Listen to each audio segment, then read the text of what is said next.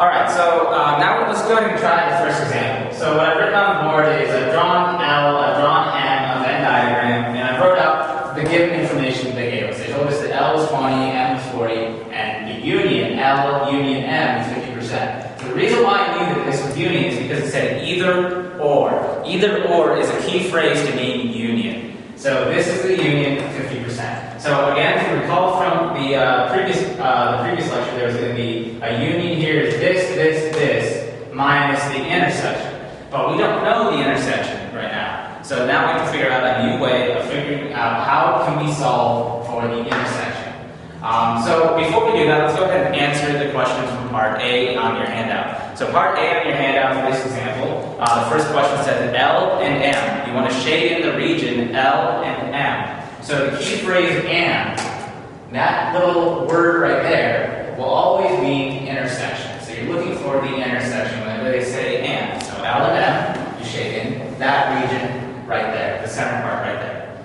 So the second question says anything that is M but not L. So you're looking for what is M but not L. So we know that the entire circle of M includes the intersection. And so the intersection portion is going to be L. So we don't want that. So M but not L, that would mean this crescent right here. So you shade in that region right there. Now for the the third question, it says L intersect M complement. So let's take a look at it. L intersect M complement. So what this says in layman terms is it's looking for the portion of L that intersects with the complement of M. So here's M, right? This whole circle, including the intersection, is M. But it says the M complement of that. So if we forget about the L, we just look at the M complement.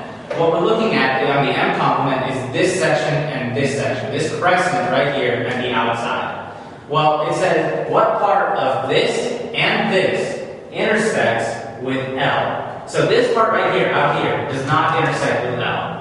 But this part right here is L, so therefore it does intersect. So for this right here, it would not be the M crescent. Let me just get rid of that real quick. It would actually be this crescent right here. So this right here is the answer to that. So that's how you do all of part one. Now, to solve part two, part B. To solve part B, you need to actually start doing some of the math. You need to actually fill in some of the diagram. So before we even tackle any of the problems, forget about the problems for now. Let's go ahead and fill in the Venn diagram. And I would highly recommend that you do this on the test because most Venn diagram questions on the test are going to be multi-part questions. So it would be beneficial for you to just fill out the entire diagram first. So with this information, really what we need to figure out is this intersection, this guy right here, and these two crescents. So I always recommend breaking it up into those four parts. This part, this part, this part, and this part. So to do that, we need to first figure out one of these two crescents. So with this here, this information right here, L union M, they told us that L union M is 50%. So that means this, and this was total of 50%. So how can we solve this? Well, if you look at the union right here, and you notice that if you subtract away 40%, this M right here, so you're looking at these three parts, this 40% represents this circle right here. So if you take the whole thing, this union right here, and you get rid of this circle, 40%, you're left with just the crescent of L right here. So if you take the 50%, the whole union, and subtract away the circle M, 40%, you're left with this right here as 0.1, or 10%, which is the crescent of L. You can apply the same concept to solve for the crescent of M over here. So, just like we did before, we know that the whole union is 50%, so this, and this is 50%. But if we subtract away the entire circle of L, which we know is 20%, we get rid of this, we're left with the crescent over here. So 50% minus this 20% right here will get us this crescent, which is 30%. So now that we know that this and this and this need to add to 50%, well these two add to 40%, so that must mean that this center part is 10%. Since the union, we know the addition of these three parts must equal 50%. So if the union is 50%, that must mean that the outside portion is 50% as well, because we know that the whole universe needs to add up to 1. So just doing 1 minus the union, we get the outside, 50%. So now that we have solved the Venn diagram, we basically filled in the Venn diagram, we can now solve each of the questions. So in part B, the first question asks, what is P, the probability of L and M? So we know that the word and is referring to the intersection, so the probability of L and M is 10%.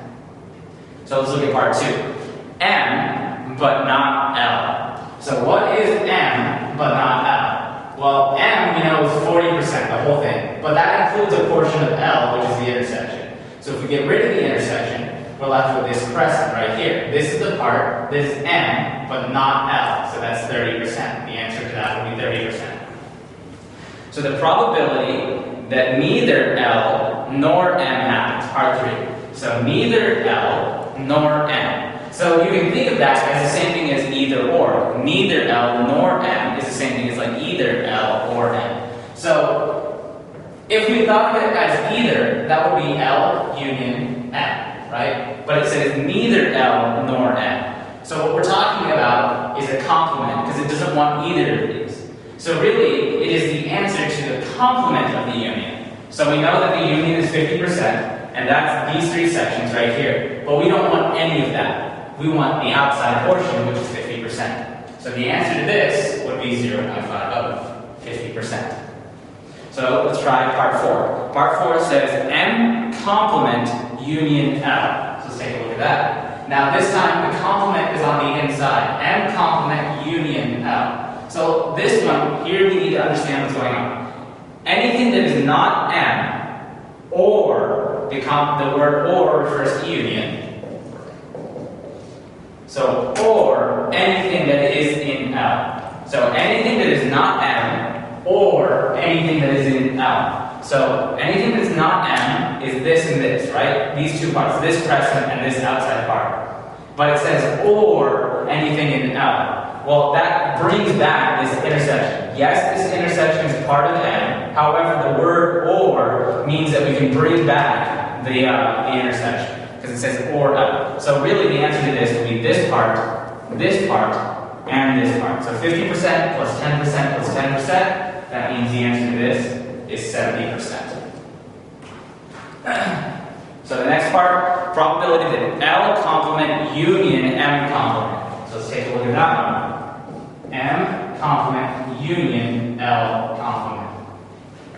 M complement union L complement, it should appear on your formula sheet. And you should know that this right here can be converted into probability of M intersect L complement. So this is the property that's on your formula sheet. Should be that this can convert to this. So anything M complement union L complement gets converted to the intersection, but the outside of that complement. So this one's a lot easier. You know that, forget about the complement, you have M intersect L, we know that it's the 10%. But it's anything that is not that. So we're not looking really for this, we're looking for everything but this. So it's the 10 plus the 30 plus the 50. That means that this is 90%.